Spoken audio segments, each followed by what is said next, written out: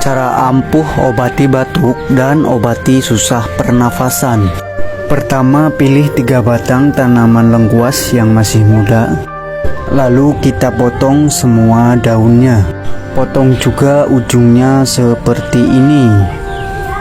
Kemudian kita bungkus menggunakan plastik yang agak tebal. Ikat ujungnya menggunakan tali seperti ini.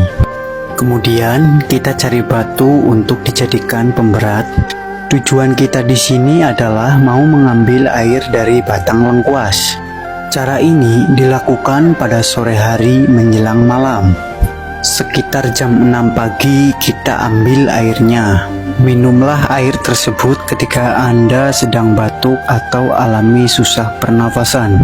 Hanya 1 kali minum, batuk hingga susah pernafasan Anda langsung sembuh.